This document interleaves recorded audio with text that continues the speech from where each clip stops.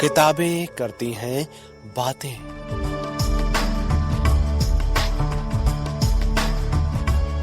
आवाज की तरंगों पर मेहनतकश जनता का साहित्य।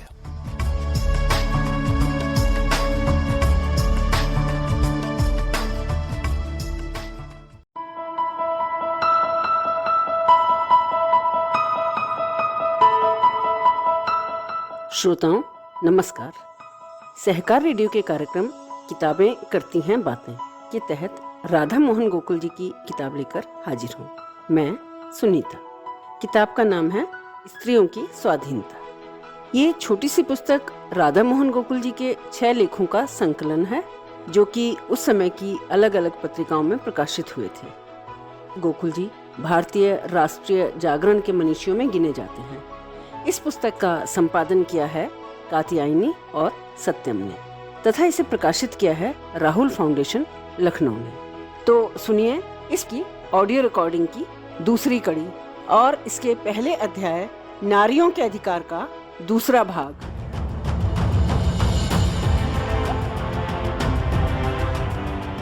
इसमें संदेह नहीं कि अपनी चिरकालीन दास्ता के लिए नारियां खुद भी बहुत कुछ दोषी हैं, परंतु यह मनुष्य स्वभाव है कि जब वह एक परिस्थिति में बहुत काल तक रह जाता है तो उसी को नैसर्गिक परिस्थिति मान लेता है।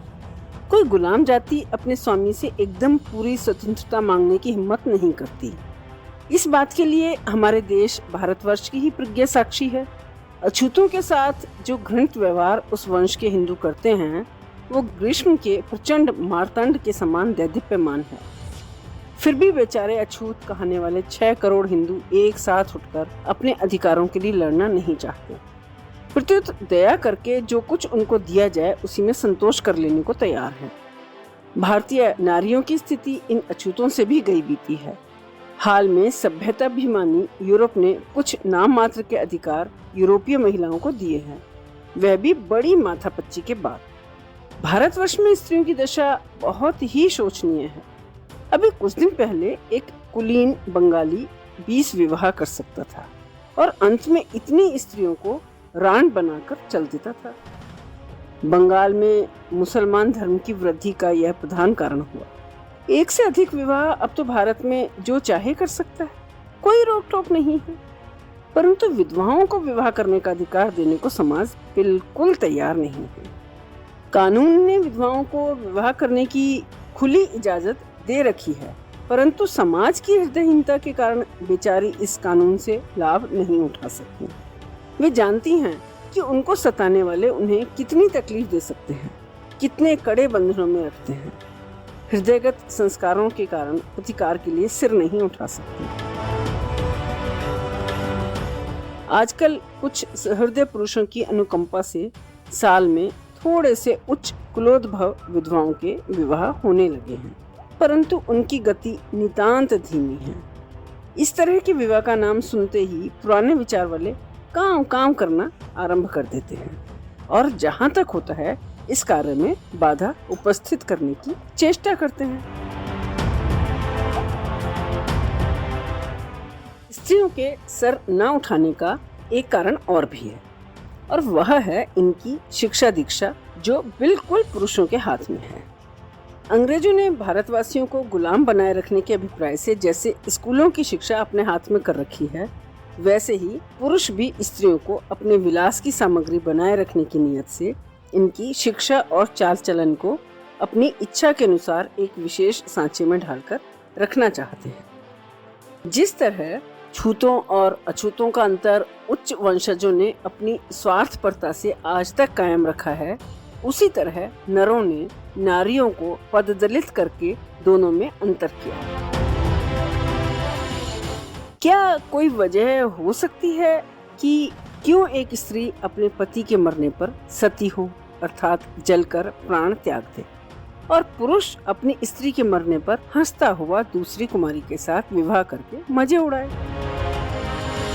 हम जानते हैं कि आज से 50-60 वर्ष पहले कितनी स्त्रियां पतिव्रत की वेदी पर हवन की जा चुकी हैं, और आज भी किसी न किसी तरह की जाती हैं।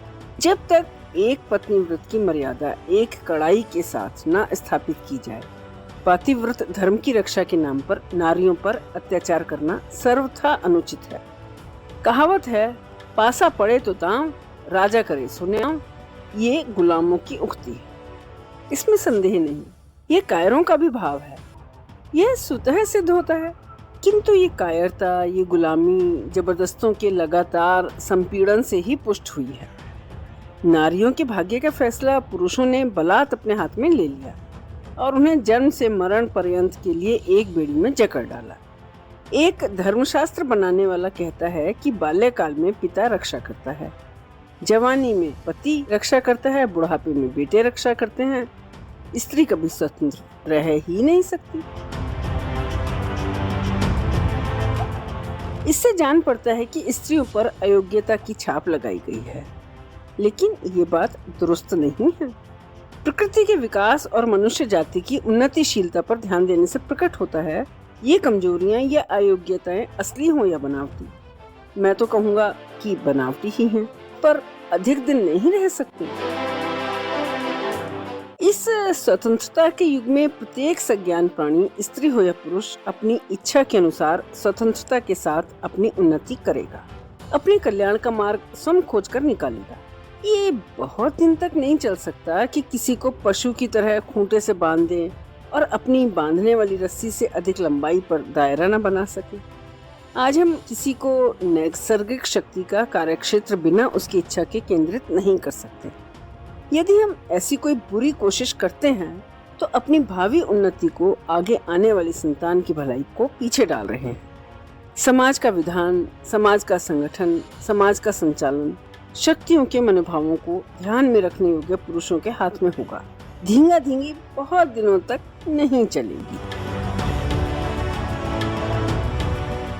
एक तरफ तो कहा जाता है कि आत्मा से ही पुत्र उत्पन्न होता है, आत्मा से ही पुत्री पैदा होती है, और दूसरी तरफ लड़की पैदा होने पर वह प्रसन्नता नहीं प्रकट की जाती जो पुत्र के पैदा होने पर की जाती है। लड़का सारी संपत्ति का मालिक माना जाता है और लड़की सेविका समझी जाती है। पिता के घर और पति के घर जहाँ रहे, उसका धर्म अपमान सहकर भी सेवा करना ही है। ये कैसी अंधेर की बात है। लड़की होने से ही वो समाज में समान स्थान, समान काम नहीं कर सकती। इसका कोई अर्थ समझ में नहीं आता। किसी योग्य नारी को समाज के उपयुक्त काम से वंचित रखना केवल इसलिए कि वो नारी है, समाज का बड़े भारी अहित का कारण है। किसी को पहले से ही अयोग्य या योग्य मान लेना सर्वथा भूल है। योग्यता और अयोग्यता की कसौटी काम है। स्त्री हो या पुरुष, जब काम करने लगेगा, योग्य होगा तो संलग्न रहेगा, और यदि अयोग्य होगा तो स्वयं बहिष्कृत हो जाएगा। बिना आजमाइश महज स्त्री होने ही के कारण किसी को अयोग्य प्रमाणित कर देना भारी अत्याचार है और अपराध भी। बहुधा आपत्ति की जाती है कि यदि स्त्रियों को किसी काम में लगाया जाए तो प्रसव काल में प्रत्येक काम में कुछ पहले से और कुछ पीछे तक वो अपने काम करने में असमर्थ रहेगी। लेकिन मैं तो इसमें कोई भी आपत्ति नहीं देखता। नारियों की ये परिस्थिति समाज की सबसे बड़ी सेवा का फल है। इसी महाकार्य के लिए प्रकृति ने उन्हें कोमल और चित्ताकर्षक बनाया है। नहीं तो संतान पालन के कष्ट से भागने की इच्छा से 100 में से 99 नर नारी सर्वथा अलग ही रहते और सृष्टि की वृद्धि न होती। जिस तरह और अनेक प्रकार के पशुओं का नाम संसार से मिट गया, शायद मनुष्यों का भी मिट जाता। स्त्रियों को सूक्ष्मांगी, चंद्रमुखी, मनोहारिणी, मंजू मधुरभाषिणी और सुकुमार बनाने में प्रकृति की बड़ी भारी निपुणता है। इससे पुरुषों को स्त्रियों की अधिक प्रतिष्ठा, सेवा और शुश्रूषा करनी चाहिए, न कि उनका तिरस्कार करके उन्हें नीच और छोटा समझना चाहिए। यदि नारियों को किसी काम को करने की योग्यता निसर्ग ने नहीं दी होगी तो वह स्वयं उसे न कर सकेंगे। पुरुष उनके कामों में बाधक होने का कोई भी उचित अधिकार नहीं रखता। यदि पुरुषों की इस बात को मान लें कि नर नारियों से सबल, श्रेष्ठ और पूज्य है, इसलिए उन्हें नारियों को दबाकर रखने का अधिकार है, हमें इस तर्क के अनुसार डाकुओं की लूटमार और राजाओं के अत्याचार को भी धर्म संगत मानना पड़ेगा। लेकिन कौन नहीं जानता, एक व्यक्ति या जाति जब दूसरे व्यक्ति या जाति के अधिकारों या संपत्ति को छीनती है तो वह डाकू और शैतान समझी जाती है। और उसके नाश करने की आयोजना करना मनुष्य का प्रधान धर्म समझा जाता है।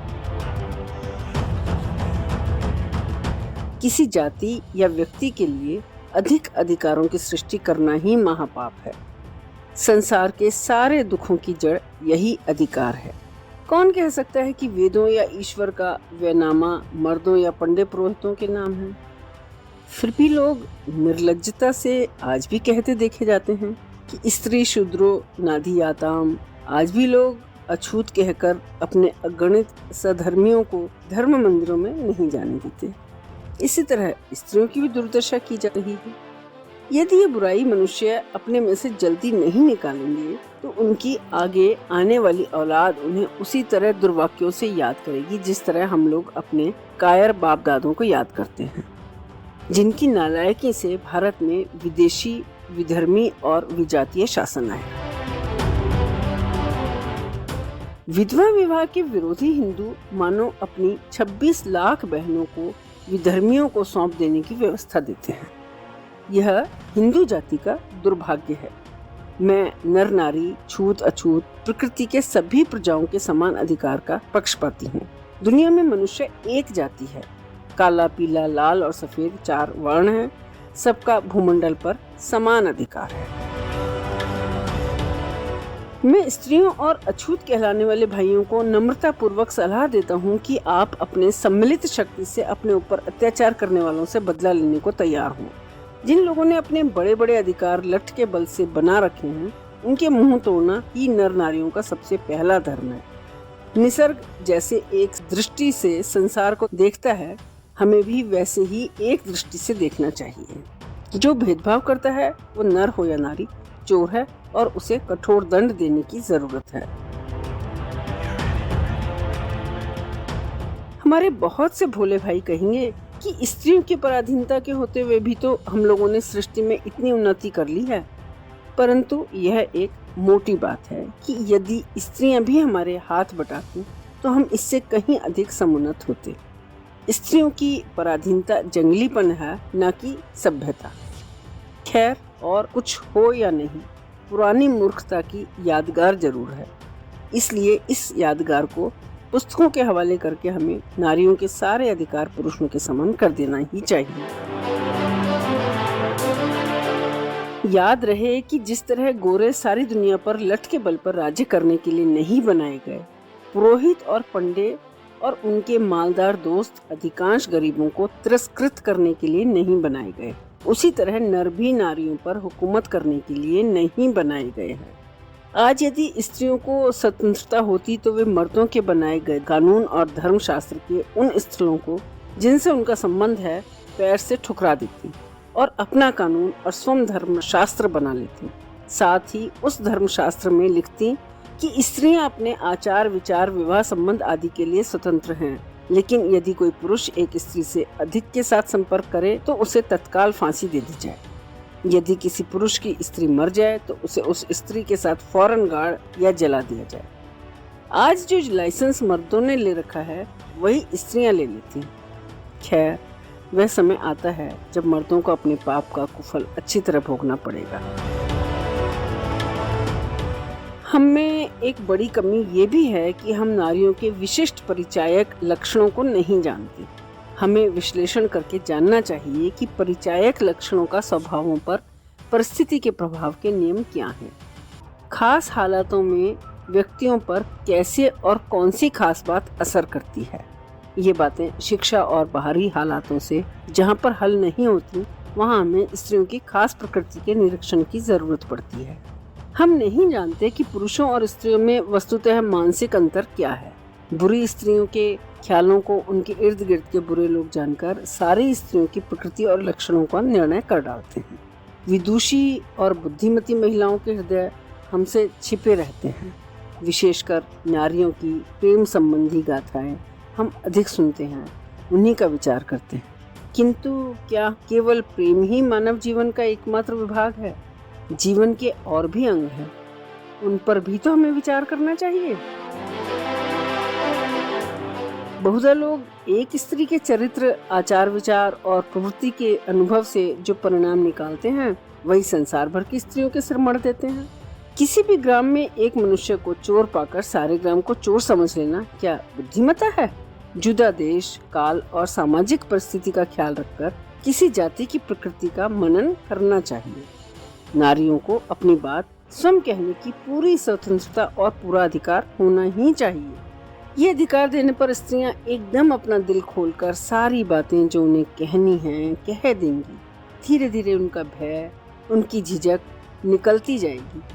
बहुत काल की पद दलित भयभीत नारियां तो क्या पुरुष भी एकदम अपने मन का सारा हाल कहते डरते हैं? ये हमारा प्रत्यक्ष अनुभव है।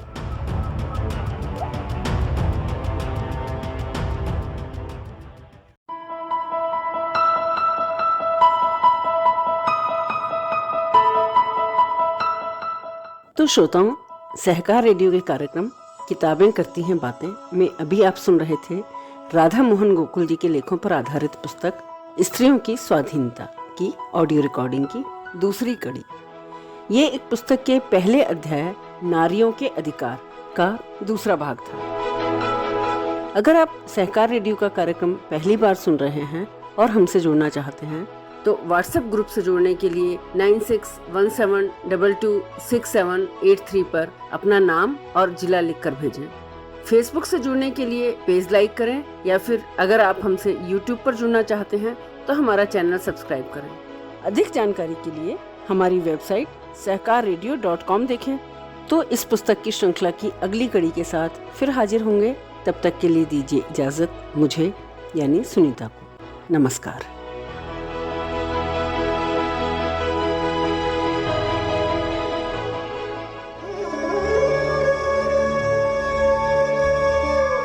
किताबें करती हैं बातें।